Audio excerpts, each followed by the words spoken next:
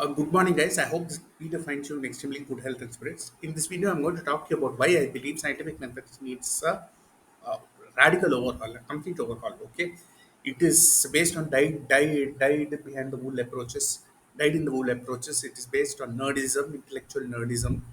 Okay, it is based on inward-looking philosophy, backward philosophy, Eurocentric philosophy. Okay, they have alternated between dogma, rigidity, and as well as complete anarchism. Before we begin this video, I would like to talk to you about what a scientific method is. A scientific method may be defined as a method or procedure that has characterized sciences, different branches of sciences, both natural and non-natural, since at least the 17th century. However, it is much older. Scientific method is much older. In some rudimentary form, it has existed since the time of the ancient Greeks. For example, we had thinkers like Aristotle, Plato, Socrates, Epicurus, etc. These people have also contributed in no small measure and some way, either directly or indirectly, to scientific thought and to scientific method. Okay, and during the Islamic Golden Age in the Middle East, also we had scientific method being developed and uh, it was ratified and then elaborated upon in many different ways. Hassan ibn al Haytham, Ibn Sina, al Biruni, and other people such as Roger Bacon and William of Ockham also contributed. And we had later Francis Bacon also and other people. So it went through a radical reform and radical restructuring during the Renaissance and Enlightenment from around 1600 AD to 1900 AD. There were a large number of Renaissance and Enlightenment thinkers. We had spoken about all these people at a great level of depth in our previous videos also. Okay, and hypothesis building consists of formulation, testing, and modification of hypothesis. Scientific method is necessary to for some in some degree and in some measure for scientific objectivity and for greater enhanced scientific output. It will lead to better science and scholarship in the long run. Okay, and this is not being emphasized in schools, and scientific pill method is barely scarcely being taught in schools in the modern day, in the present day and age, and we still speak about talk about rote based learning. This is not good at all. Okay, we need to have a completely what do you say, we need to have a completely uh, critical, we need to have a approach based on criticality of thinking, etc. Okay, cogitation and deep rooted thought, etc. This is lacking in schools, and it must become scientific method must become one of the pillars of the education system, and must be taught as and when children become mature to imbibe it and assimilate it and digest it. Of course, along with this, scientific method itself must improve. That is what we have been speaking about. I have published more than 15 research papers on scientific method. Please go through them by yourself, and these I believe will set the direction and the tempo for scientific method as it needs to evolve and mature in the 21st century. Okay, and we also have different types of scientific method is a system of theories, assumptions, method. Okay, which are part and parcel of science. These help distinguish science between science and pseudoscience. Pseudoscience is fake science or false science. This is also different from low quality science or subpar science. Okay, we have different types of research such as qualitative research, quantitative research, inductive reasoning, deductive reasoning, the hypothetical deductive method, the deductive nomological method, etc. And deductive nomological method is also known as the Hempel-Oppenheimer method, Popper-Hempel method, or covering law model, and all these things are necessary. What we do is first we start with some kind of hunch, which may be based on gut feel. Really, later we have all hypothesis. First step may be dropped or skipped altogether. We did develop hypothesis. Hypothesis, however, must have some preliminary data, which upon which it is based. This evolves into a theory, and this later evolves into a law. However, the classification of these is sometimes erroneously applied. So there is the terms hypothesis, theory, and law are sometimes erroneously used. This is particularly true in many fields of the social sciences, including economics. Okay, we need to have healthy skepticism also, which means that we will not believe anything unless there is adequate proof. This is differentiates science from blind faith or blind belief. However, skepticism is different from skeptopathy. Skeptopathy is unhealthy skepticism. Okay, we had written a paper about skepticism and skeptopathy in the previous paper, and there is a fine balancing act between the two. This must be adjudged based on the output, scientific output, and quantum scientific output. Okay. Karl Popper and Paul Behrend, on the other hand, inquired free-form research method. There was no rigidity according to them. They believed that rigidity was counterproductive, anathema to science. So they argued for a free-form method, extreme versions of which border on scientific anarchism, and that is also not good because it allows people to do what they like. Careerism is also dangerous to science. Okay, and ivory tower pursuits are also dangerous to science. So we need to have a fine cut balance between these two extremes. Okay, there is no what are the steps in the scientific method? There is no generally no completely standardized scientific method reviews. Karl Popper and others advocated a free form method and the principle of falsifiability. Like, for example, all swans may be deemed white until a white black swan is found. Okay, we had discussed this concept previously in depth in a previous papers. And even though all steps in the scientific method are considered to be uh, common to most endeavors in science, there could be variations also. The first step in a scientific method is the formulation of a research problem.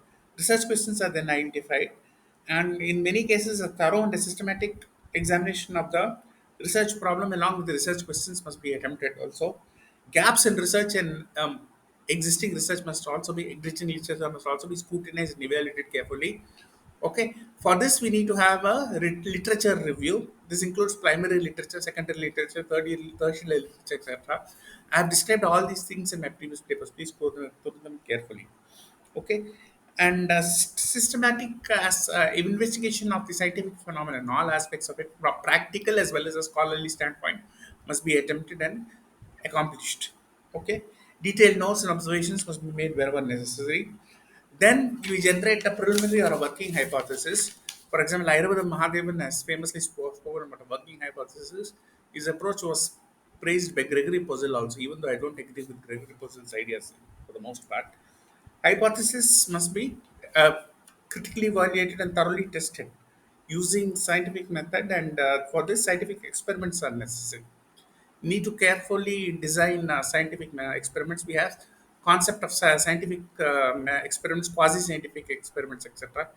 We have control group and experimental group. We have concept of placebo, etc. I've written about this a great deal. We need to have random assignment between control groups and experimental groups. This is a necessary concomitant and prerequisite for a full-fledged scientific method. Otherwise, we have quasi-scientific method. There are also different types of methods such as descriptive, descriptive research and analytical research. I've written about it, all these also, okay, extensively. Please read my previous work.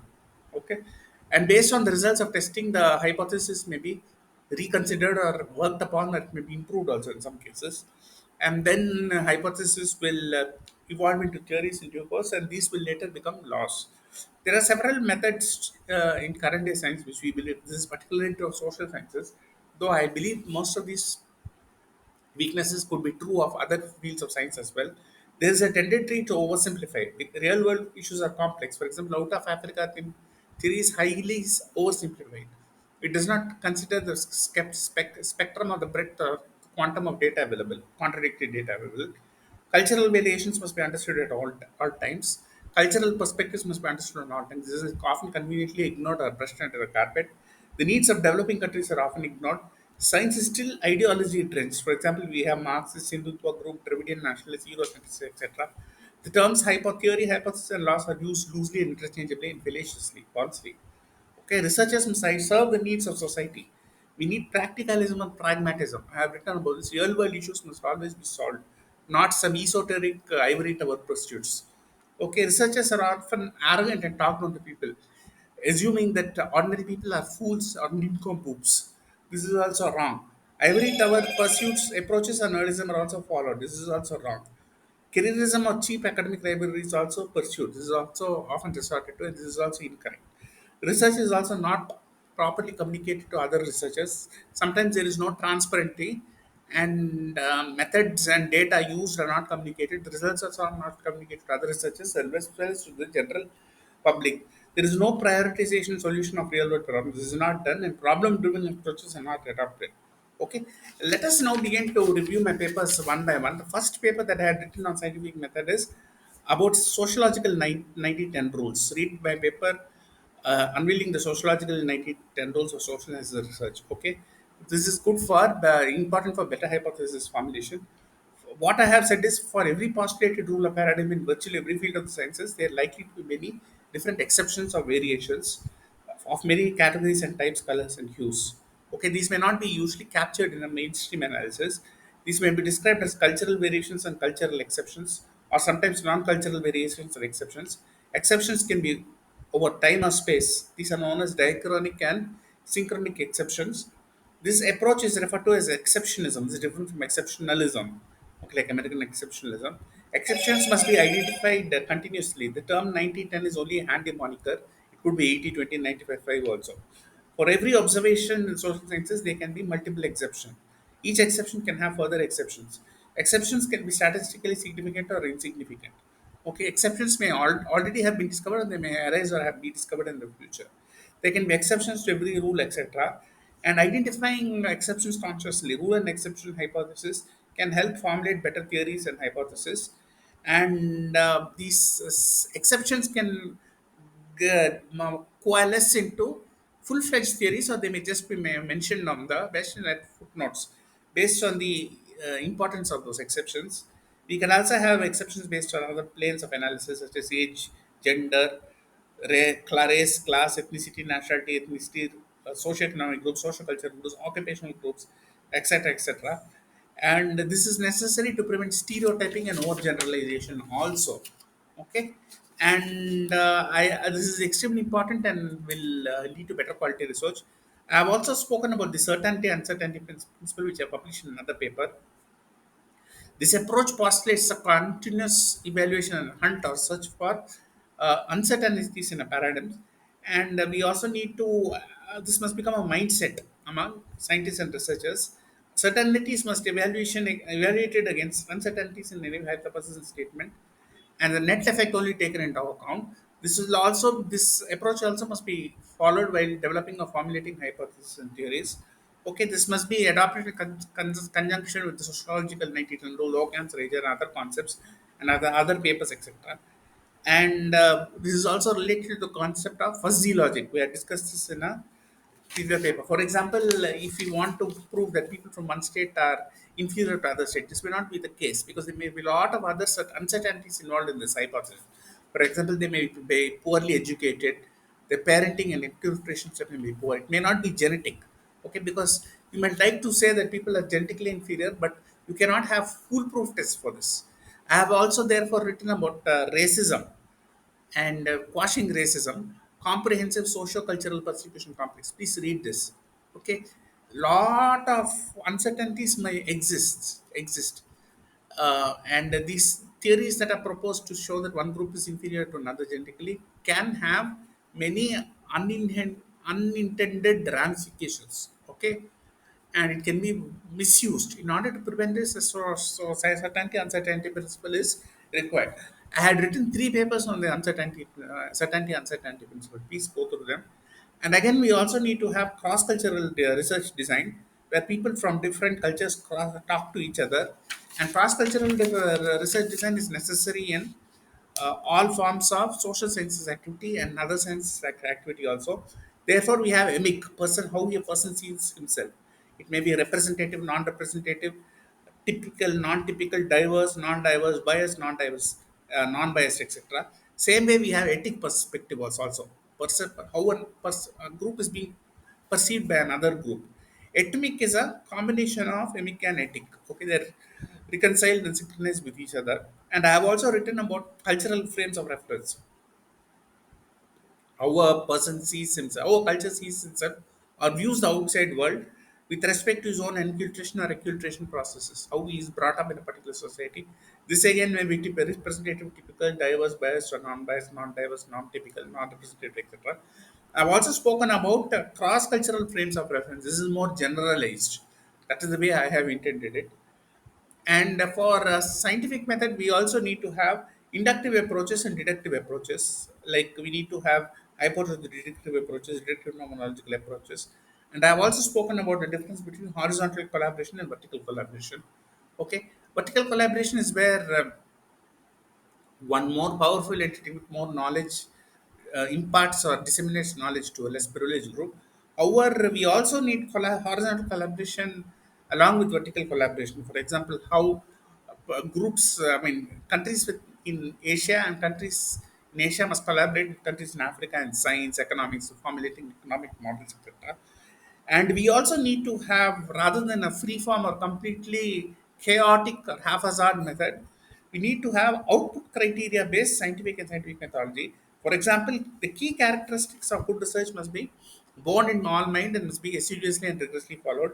These are objectivity, reliability, validity, precision, accuracy, rigor, systematicity, verifiability, measurability, falsifiability, repeatability, reproducibility, credibility, coherence, comprehensiveness, holism, coherentism, transparency, abstraction, predictability, consistency, empiricism, ethics-based research output, non-dogma and openness to research results, provisionality, output derived from control processes, non-excludability, and universal applicability. I have also written about this in a different paper. Only if these characteristics are adhered to will the research quality be good. And I have also written a paper called Reducing the Latency Period for the Acceptance of New Ideas, because ideas take inordinately long periods of time to get accepted and become mainstream. This must be brought down. Bringing this down, and root cause analysis must also be performed.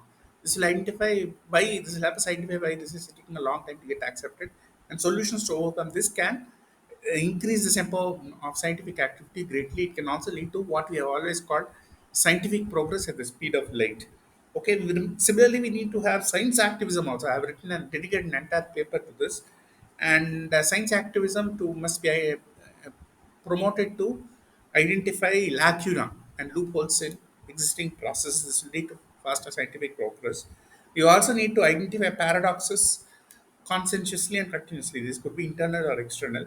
We also need to bake innovative and scientific and creative thinking techniques into scientific method. I've written about this in another paper. We also need to have institutional coherentism. Okay, unnecessarily digressions and unnecessarily academic rivalry must be brought down. Quantum of it must be brought down or sidelined, eliminated also if possible. And you can have good science with some amount of careerism. Okay, it may not compromise on the quality of science, because you have Asco Parpola, Witzel, and Steve Pharma fighting with each other. This will not be good, unfortunately, on the industry. Okay, better science get put an end to all this. We also need to have methodological inductivism. Methods must be continuously aggregated. Okay, aggregated and improvised by merging them wherever necessary. We also need to have a continuous zero-based assessment of assumptions, hypotheses, and vitals. I've written about this in another paper. I have also written about need to orchestrate irreducible simplicity. Okay, they must be simple to be understood by the common man. Scientists, researchers, and scholars must not talk down to the ordinary people, because this will compromise in the quality and quantity of input. I've also written about the skepticism, skeptopathy continuum also. Please read this. I have dwelt upon this briefly in a previous section of this video. Okay, and we also need to have discourse analysis of what as researchers, scholars say, or they write, etc. This can be scrutinized continuously and constantly in order to identify loopholes and lacunae therein, so that we can find out different types of fallacies. This, I believe, can help us to identify new types of scientific fallacies also. Okay, and we also need to have practicalism and pragmatism. I have written 2 3 papers on this. Please read them. And we also need to have foundationalism. This is could be identified based on backward and forward linkages, etc. Foundationalism is extremely important, because foundational issues must be sorted out first and resolved first and quickly, so that this will lead to better science and greater enhanced scientific output. I have also written about the 8 pillars of contemporary social sciences research. These have been published in separate paper. These are abstraction, conceptualization, disambiguation, ideation, innovation, objectivization, quantification, and theorization. Please read this paper. It's very difficult for me to repeat the entire contents here. And I have also written about integrationism, how to integrate concepts, frameworks, paradigms, frameworks, hypotheses, etc. Exceptions must be carefully sorted out in identified. Okay, exception to anything. Therefore, we must also have epistemic coherentism. This is something I had dealt with in a previous paper. And at the same time, we must have absolute transparency and openness in research. This is a prerequisite of contemporary research. And if the researchers want to put their own, follow their own careers, it must be subservient to all these papers that I have written. Okay, research must also be self-contained. I have written about this exercise. Self-contained, it must be holistic, and it must be internally and externally consistent and cogent and coherent. Okay. For example, if you want to promote the Gaia hypothesis, whether evaluate the theory whether Bermuda Triangle was correct or not, or the Lachlan monster correct or not. Okay, these are all pseudoscience, chariots of gods. So if you follow all these principles, you will not generate pseudoscience at all. Many of these are driven by the desire to make some extra profit, supernormal profits, etc., by duping the gullible in the name. This unfortunately is a trend even in Western countries, not just in India. Something is seriously wrong. Even educated people in the beg for flock to gurus, quacks, fraudsters, tricksters, etc., which is not charlatans, imposters. This is not a good idea at all. I don't know why this still happens. Okay, but in the next 1 or 2 decades, we could see a major change here. Lot of work still needs to be carried out on scientific method. On scientific method, that's why I promoted the Institute for Study of Globalization of Science. Scholars in Institute for Mankind, Discourse and Schema. I have also founded the movement for open, transparent, high quality, and ideological science. Notice, okay. And with this, I end my video. Thank you for listening to me. I hope to make many more videos very soon. Thank you. Bye.